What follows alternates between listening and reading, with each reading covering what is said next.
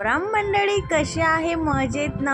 आज म्हटलं तो बेसनचा ढोकळा खाऊन बोर झाले असेल तर काहीतरी नवीन रेसिपी.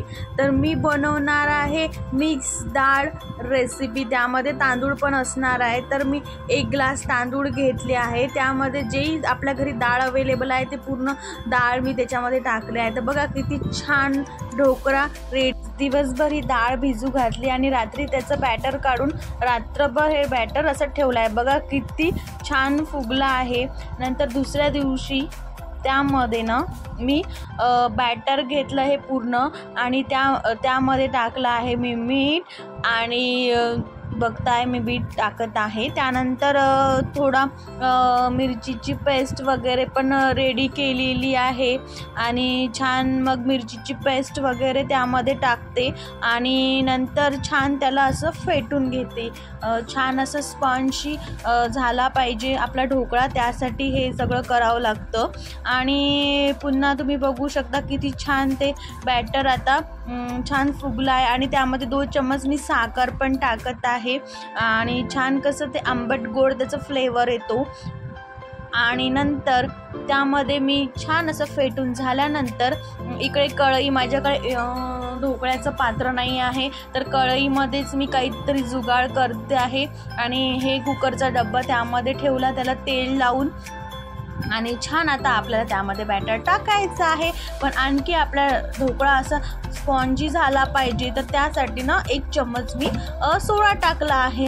सोडा टाकल्यानंतर त्याला छान असं फेटून घेतलं आहे. फेटल्यानंतर तुम्ही बघू शकता कसं बॅटर आपलं फुगून गेलेलं आहे आणि त्याला असं स्पॉन्जी फ्लेवर येणार आहे. नंतर मी तुम्हाला दाखवेलच कसं झालं आहे. तर आता छान आपलं कढईमधलं पाणी गरम झालं आहे आणि त्याला ऑइल लावून आपल्या पॉटला ठेवलं आहे. तर त्यामध्ये मी टाकत आहे बॅटर आणि नंतर छान सर्व त्या बॅटर टाकलं तर तो छान आता फुगणार आहे, कारण की आपण रेसिपीज तशी बनवणार आहोत.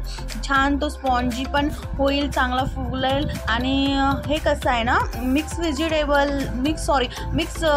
डाळ वगैरे आहे ना त्यामध्ये, तर तो खूप न्यूट्रिशन्स आहे आणि लहान मुलं पण कसं तसं डाळ वगैरे खात नाही, तर याच्यातून आपण पौष्टिक खाऊ शकतो. तर बघा आपला ढोकळा किती छान असा रेडी झालेला आहे आणि आता इकडे मी तडक्याची तयारी करत आहे. छान असं कढीपत्ता वगैरे आणि सांबार आणि सर्व कट करून घ्यायचं आहे, मिरची, आणि इथे मी तडका करत आहे. तर त्यामध्ये तेल, मोहरी, काय तडक्याची प्रोसेस तर तुम्हाला माहीतच आहे.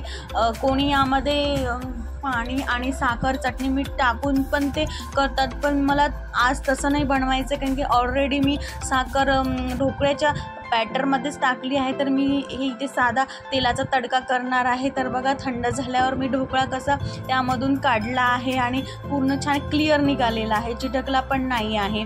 आता त्याला चाकूने कट करून घेत आहे. छान सर्वकडून त्याचे स्क्वेअर त्याचे पार्ट करून घेते आणि त्यानंतर त्यावर मी टाकत आहे तडका. तर तुम्ही बघू शकता तडका आपण दोन्ही प्रकारे करू शकतो. नुसतं तेलाचा पण करू शकतो आणि थोडंसं तेल टाकून त्यामध्ये थोडीशी साखर आणि पाणी टाकून पण करू शकतो. आणि पण मला आज असाच बनवायचा होता तर मी आज असा बनवलेला आहे. तुम्ही दोन्ही प्रकारे करू शकता. आणि बघा त्यावर टाकत आहे तडका आणि छान तिकडे सांबार वगैरे कट करून घेतलेला आहे. आता हे सर्व त्यावर फैलून घेत आहे. तिकडे सर्वीकडे हे तेल वगैरे आतमध्ये गेलं तर आणखी तो ढोकळा कसं छान लागतो आणि घशामध्ये पण अटकत पण नाही. पण तसं पाहिलं ना तर हा ढोकळा घशात पण अटकणार नाही. साधा बेसनचा केला तर थोडाफार अटकतो, पण हा कसं मिक्स डाळीचा आहे तर सगळं असं अटकल्यासारखा पण नाही होत. आता बघा किती छान माझा असा स्पॉन्जी ढोकळा रेडी झाला आहे. तर मी आता प्लेटमध्ये काढत आहे, सर्व करणार आहे.